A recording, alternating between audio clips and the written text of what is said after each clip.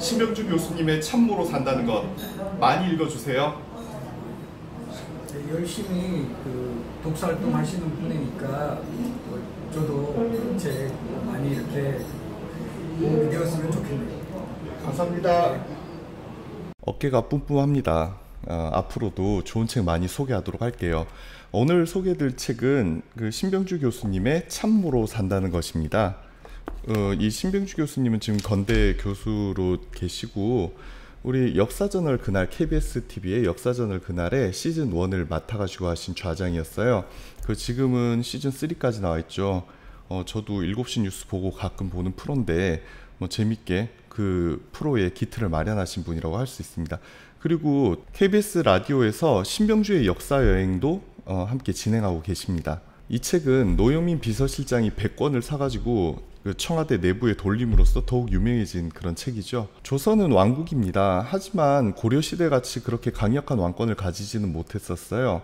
오히려 조선시대는 왕권과 신권이 조화를 이루는 그런 나라였다라고 보는 게 아마 맞을 것 같습니다. 이런 것과 관련해서 제가 이제 역사 이야기를 예전에 들었던 게 하나 있어가지고 신병주 교수님한테 이게 맞는 거냐고 한번 여쭤본 게 있어요. 일단 조선시대는 이게 신하들이 하는 게 배하 통촉하십시오, 배하 아니되옵니다, 그런 이야기를 많이 하잖아요. 신하가 자기 목숨을 걸고 상소하는 그런 스토리에 대한 이야기를 제가 들은 적이 있습니다. 도끼를 들고 왕한테 가가지고 상소를 합니다. 옆에 놔두고 배하 안됩니다, 통촉하십시오. 안되면 이제 자기를 그 도끼로 목을 쳐서 죽이라는 거죠. 그러면은 만약에 왕이 그래 그럼 나는 진행할 테니까 너를 죽이겠다, 그렇게 되면 이제 폭군으로 찍혀버리는 거죠. 하지만 이 왕의 경우에서는 자기는 해야 될 걸 해야 되고, 왕의 입장에서는 신하의 상소를 듣던지 아니면 이 신하의 상소를 거절해야 되는데 도끼가 옆에 있는 그 신하를 어떻게 하겠습니까? 그래서 만약에 왕이 그 상소를 못 듣는다면 그 신하를 감옥에 가두고 자기가 일을 처리하고 난 뒤에 나중에 이제 신하를 풀어주는 그런 방식으로 아주 품위 있는 거래 아닌가요? 좀 그렇다는 강한 인상을 받은 스토리가 있습니다. 근데 조선시대는 강한 유교 국가인데 도끼까지 들고 가는 그런 과격함을 보였을까? 제가 그게 궁금해가지고 교수님한테 한번 물어봤습니다. 교수님이 바로 이렇게 말씀하시더라고요. 지부상소요. 제가 좋은 용어를 이제 알게 됐습니다. 지부상소라고 하는데 구한말에 이제 최익현 선생 같은 지사라든지 아니면 조선시대 의병장 같은 분들도 목숨을 걸고 그런 상소를 하는 강인함을 보였다고 합니다. 요즘으로 봤을 때 상당히 부러운 모습이긴 합니다.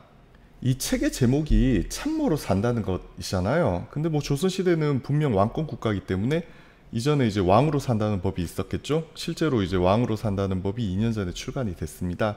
그리고 이 책이 출간이 됐고 내년에는 왕비로 산다는 것이 출간된다고 합니다. 교수님께서 내년에 출간되고 난 뒤에도 책을 리뷰하자고 하니 전 즐거운 마음으로 기다리고 있겠어요. 이 책은 기본적으로 열전입니다. 열전이라고 하는 것은 역사적 인물을 나열해가지고 하는 전기의 일종이죠. 그런 스타일의 책입니다. 그리고 왕권에 대항한, 물론 싸운다는 게 아니라 파트너십을 맺을 수도 있지만 어쨌든 왕권과 관련된 신권이라는 그런 측면에서 이 책을 한마디로 정의하자면 이제 정승열전이라고도 할 수 있겠어요. 여기 나오는 사람들 중에 황희정승이라든지 한명회 같은 정승도 있지만 물론 정승이 아닌 사람도 있습니다. 성산문이라든지 아니면 장영실이라든지 아니면 심지어는 장록수 같은 사람도 다뤄지고 있어요. 하지만 일단 기본적인 모습은 절대적인 이제 왕권 국가의 왕권에 대응한 그런 신하들의 모습, 이런 모습을 보여주는 책이라고 할 수가 있습니다. 그런 의미에서 등장인물이 엄청 많습니다. 제가 하나하나 다 열거해가지고 설명을 할 수 있는 그런 상황은 아니고요. 제가 책을 보다가 간단하게 이제 언급만 하고 몇 개만 넘어가겠습니다. 일단 황희정승에 대한 이야기. 황희정승은 우리가 조선시대 대표 정승으로 이제 우리가 알고 있잖아요. 세종대왕이 왕위를 계승할 때 반대를 했었던 인물입니다. 그래가지고 이제 귀양을 갔다가 세종대왕이 왕이 되고 난 뒤에 황희정승을 불러가지고 이제 계속 일을 시킨 그런 케이스고, 황희정승은 청백리로 알려져 있지만 우리가 생각하는 것만큼 그렇게 아름다운 뒷배경만 가지고 계신 분은 아니에요. 여러 가지 이런 비리와 이런 문제도 많이 일으키신, 오히려 말년이 아름다웠지 젊었을 때는 아주 많은 일을 하시고 다닌 그런 이제 정승이었다고 이 책에서 소개를 시켜주고 있습니다. 그리고 그 한명회에 대해서도 이야기가 있어요. 한명회 처음 직급이 경덕궁직에 에서부터 시작을 해가지고 영의정까지 갔다고 합니다. 요즘으로 치면은 구급 공무원이 이제 국무총리가 된 그런 격이에요. 아주 인생 역전의 드라마를 보여준 그런 인생이라고 할 수 있습니다. 하지만 말년은 쓸쓸했고 그 죽은 지 17년 뒤에는 부관참시를 당했습니다. 부관참시, 이제 묘를 끄집어내 가지고 다시 목을 자르는 이제 부관참시를 당했어요. 보면은 생불 100년, 권불 10년, 화무 11호이라고 하지 않습니까? 뭐 인생은 100년을 갈 수 없고 권력은 10년을 갈 수 없고 아름다움은 10일도 못 간다라고 하는 우리 격언이 있죠. 저도 이렇게 사회가 흘러가고 이런 걸 보니까 결국 권력이라는 게 10년을 유지하는 경우가 잘 없는 것 같아요. 하지만 한명회가 말년에 외로웠다고 해도 평생 동안 그 권력을 가지고 있었다는 것, 뭐 그건 좀 제가 부럽다고 생각을 합니다. 그리고 신문고, 그 요즘 뭐 옆집에 고양이가 시끄러우니까 잡아주세요 이런 내용까지 우리가 청와대 신문고에 올리고 있는 요즘 세태에 좀 살펴볼 그런 내용이라고 생각을 해요. 태종대에 태종이 그 신문고를 설치하는 것이 어떻겠냐라고 정승인이 이제 하륜에게 물어봅니다. 그래서 하륜이 이렇게 대답을 해요. 아, 폐하, 뭐 신문고를 설치하는 거 좋습니다. 하지만 그 신문고를 치는 법이 사실이면은 들어주고, 그게 사실이 아니면 벌을 주고, 그리고 월소, 그러니까 임금한테 직접 상소하는 그런 내용이라면 그것도 이제 벌을 줘야 된다라고 하는 그런 내용입니다. 저는 우리나라 국민이 한 명의 개인으로서, 한 명의 주권자로서 존재하는 것이 아니라 옛날 봉건 시대의 왕한테 이르듯이 그렇게 뭐 청와대 신문고에 사소한 것까지 다 올리고 이런 모습이 과연 바른가라고 생각을 하고요. 그 신문고가 생겨났었던 그 근원에 대해서도 이렇게 한번 좀 생각을 해봤으면 좋겠다라고 생각을 합니다. 책과 관련해서는 두 가지 정도 이제 말씀을 드렸어요. 제가 이제 목차를 여기 올릴 텐데 책이 한 470페이지 정도 되는 책입니다. 그런데 이 책의 6분의 5 정도가 조선 초기 중기에 집중이 돼 있어요. 태정, 태세, 문단세 쭉 해가지고 보면은 뭐 인조 정도 되는 쪽에 책의 6분의 5가 집중돼 있습니다.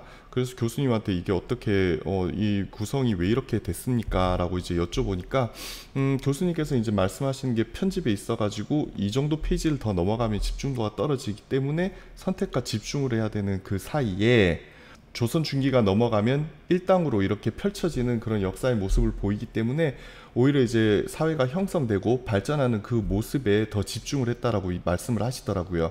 하나 더, 왕권과 신권의 조화라는 측면에서 우리는 이제 일제강점기의 책임에 대해서, 을사오적에 대해서 그 책임을 너무 많이 물지 않았냐, 과연 고종이 힘든 시기에 계몽군주였나 아니면은 망국의 암주였냐, 이런 주제에 대해서 요즘 많이 접하게 됩니다. 이런 부분에 대해서 어떻게 생각을 하시느냐. 왕권과 신권이 조화를 이뤘다면은 우리나라가 을사조약을 맺고 우리나라가 국권을 잃어버린데도 고종의 책임이 상당히 크지 않냐, 그런 견해에 대해서 어떻게 생각하시냐라고 좀 여쭤봤어요. 이 부분에 대해서는 너무나 의견이 첨예하게 대립되기 때문에 쉽게 말할 수 있는 부분은 아니라고 합니다.